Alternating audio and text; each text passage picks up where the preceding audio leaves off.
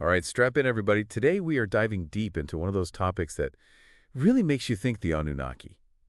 You know, those ancient Sumerian gods that some say were actually all extraterrestrials. It kind of makes you wonder, looking back at history, if maybe, just maybe, there's more to the story than we've been told, right? Oh, absolutely. That's a question that has fascinated people forever, really. Where do we come from, and are we need be alone in this whole vast universe? The idea that maybe, just maybe, our origins are tied to beings from another planet. It pops up everywhere. Mythology, speculation. I mean, the Anunnaki theory, that's a perfect example of that fascination. Yeah, like we're hardwired for a good mystery, always looking for those hidden connections, those alternative explanations. But okay, let's back up for a second. For those who might not be familiar, who were the Anunnaki in the original Sumerian mythology? So in the ancient Sumerian stories, the Anunnaki were like their big league deities, kind of like how the Greeks had their gods, the Sumerians had the Anunnaki. They believed these powerful beings came down from the heavens to, rule over humanity, played a big part in creating and developing civilization and all that. Right, so big players in the whole Sumerian belief system. But how did they go from, like, gods to, extraterrestrial engineer? That's where Zecharia Sitchin comes in, right? Exactly. Back in the 1970s, Sitchin, he was an author and researcher, wrote this book called The 12th Planet.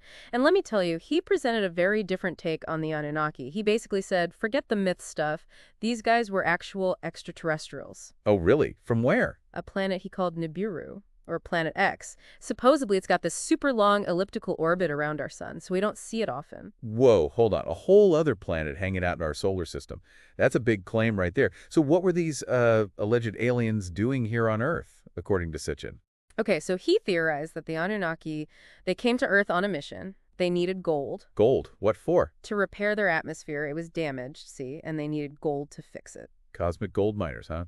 Okay, but where do we, humans, fit into all of And this? now, for the really wild part, Sitchin claimed these Anunnaki, they needed workers for their mining operation. So what did they do? They genetically engineered humans from, get this, existing primates. They made us to be their miners. They're basically, yeah. Sitchin used ancient texts like the Epic of Gilgamesh, one of the oldest pieces of literature we have, as proof. He interpreted them as like records of these interactions between humans and the Anunnaki. I could see how this theory took off.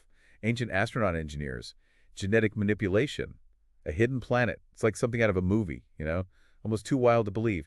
But come on, there had to be some pushback from the scientific community, right? Oh, tons. Mainstream scholars, especially archaeologists and linguists, the folks who really specialize in ancient Sumerian culture and language, they weren't buying it. So what were the big issues? Were they saying Sitchin was like misinterpreting those ancient texts? Big time. Critics argue that Sitchin basically cherry-picked and twisted the Sumerian text to fit his narrative. For example, there's the Sumerian word dingyur that he translates as those who came from the sky. To him, that means spaceships, right? But most scholars, they translate it as gods or deities, like a much broader term. So it's all in how you read it, huh? Exactly. Critics say he took these poetic mythological stories and basically forced his own ideas onto them to make it look like aliens were involved. Hmm, interesting. But what about Nibiru, this mysterious hidden planet? Haven't astronomers pretty much mapped out our entire solar system by now? Exactly. Astronomers haven't found a shred of evidence of a planet like Sitchin described. There's nothing out there on a collision course with Earth, no hidden planet lurking in the outer solar system, nothing like that. Okay, so we have questionable translations and a missing planet. You'd think that would be the end of it, but the Anunnaki idea, still hugely popular. Why do you think that is? What is it about this theory that just keeps resonating with people? It's a great question. I think it speaks to that part of us that wants to believe in something bigger, something more mysterious. The Anunnaki theory, even if it has its problems, it offers this sense of wonder, this connection to something beyond ourselves. It tells us that we're not just some random accident of evolution, but part of a grand cosmic story. And ancient astronauts, they're a big part of that story. So it's like choosing to believe in a more exciting, more, uh, I don't know, dramatic version of history, one that shakes things up a bit. Precisely. It's a way of saying, hey, maybe the accepted story isn't the whole story. Maybe there's more to it than we've been told. And let's face it, the idea of ancient astronauts is just inherently cool. No argument there. It definitely makes those ancient ruins a lot more interesting, that's for sure. Makes you wonder, what if? And that's what keeps us going, right? That wonder, that curiosity, it's what drives us to explore, to dig deeper, to keep searching for those answers, even when science might be skeptical. So we've got this theory. Controversial for sure, based on debated translations, no real scientific proof. But it's thriving in popular culture. It really shows the power of a good story, our fascination with the unknown, and that deep desire to understand our place in the universe. But where do we go from here? What other parts of this theory should we unpack? I think it's time to get specific. Let's dig into what Sitchin claimed these Anunnaki were actually doing here on Earth. What were they up to? What evidence did he use to back up those claims?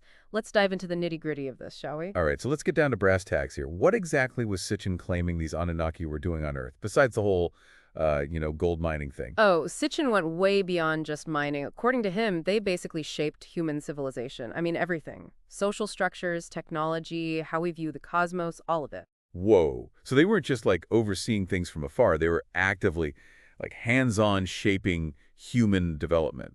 What kind of evidence did Sitchin use for that? He pointed to all sorts of ancient myths and artifacts, but, viewed them through the lens of his theory. For example, he claims some ancient structures, like the pyramids in Egypt or Stonehenge. There's just no way the humans back then could have built them, not with their technology. He said it had to be the Anunnaki. So he's saying humans, with their, simple tools and limited knowledge, couldn't have possibly created those massive monuments. Seems like a stretch. Did he give any examples of how the Anunnaki would have actually helped build them? Not really specifics. He usually just suggested they had some kind of super advanced technology, maybe levitation or energy manipulation, something like that, to move those massive stones. Sounds a little like aliens did it without really explaining how. But okay, let's go back to the Anunnaki influencing society. How did Sitchin explain that? He interpreted those old Sumerian texts as basically describing a society run by the Anunnaki. Humans were at the bottom, serving their alien overlords, like a hierarchy. He said they imposed kingship and social order on us, shaping our early civilizations. So not just mining bosses, but like social engineers too, molding the very structure of human society. Did he think it was all bad? Or were there some, positives to their involvement? Sitchin's view was kind of a mixed bag. On one hand, yeah, humans were basically slaves to the Anunnaki, but he also admitted they did bring some knowledge and technology to Earth, which, helped us advance. So a cosmic trade-off, huh? Knowledge and technology for subservience. What kind of knowledge are we talking about? He talked about stuff like agriculture, writing, mathematics. Sitchin claimed those breakthroughs were gifts from our, extraterrestrial rulers. It's like he's saying every major development in human history is thanks to the Anunnaki. But what about this hidden planet, Nibiru? How did that tie into everything? Sitchin claimed Nibiru, their home planet, had this long elliptical orbit that brought it near Earth every 3,600 years. Like clockwork. Right, and each time it came close, things got crazy for humanity. Big upheavals and changes. The Anunnaki would come back and, exert their influence, shape our destiny. So he's saying Nibiru's return was a turning point in history. Did he, connect these returns to specific events? Oh, yeah, he linked it to things like the Great Flood, the story from the Bible and other ancient texts. He said those disasters were caused by the gravitational pull of Nibiru as it got close. Like this grand, sweeping theory, blending ancient myths, science fiction-y ideas, and historical events.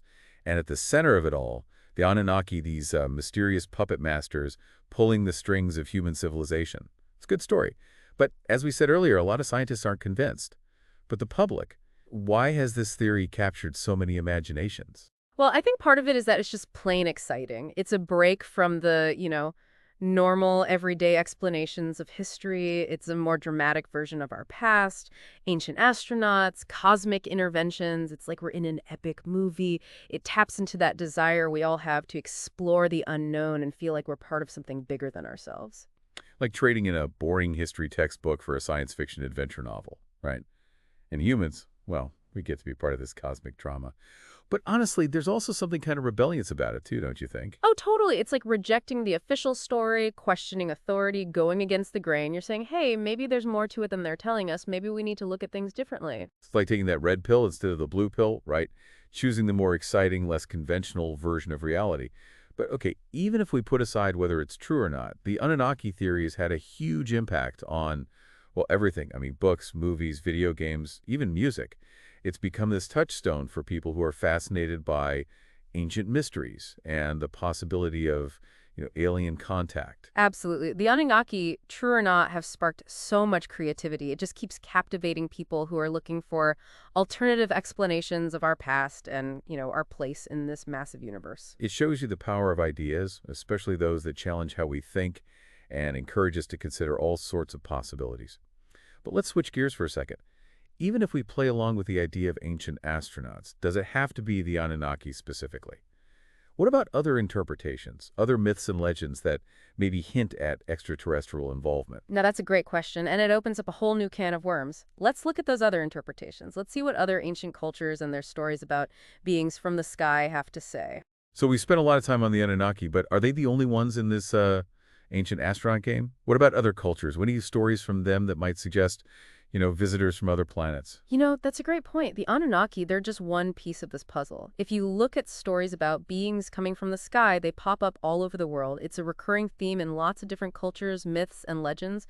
It's really fascinating. Oh, really? Like what? Give me some examples. Well, think about the ancient Egyptians, their creation myth. It says their gods came down from the heavens, set up their civilization. Sounds a bit familiar, right? And then you have the Vimanas in Hindu mythology, these flying machines described as chariots of the gods. And let's not forget the Dogon people in Mali, Africa. They have this long oral tradition about visitors coming from the star system Sirius. They say these beings brought knowledge and wisdom to their ancestors. Wow. So gods from the sky, flying machines, visitors from other stars. So these ancient cultures, even though they were separated by like oceans and centuries, they were all tapping into something similar, aren't they? Is there any way to connect these dots, or is it all just coincidence? It's easy to get caught up in the patterns, trying to draw lines between everything, but we have to be careful. These are myths, legends, right?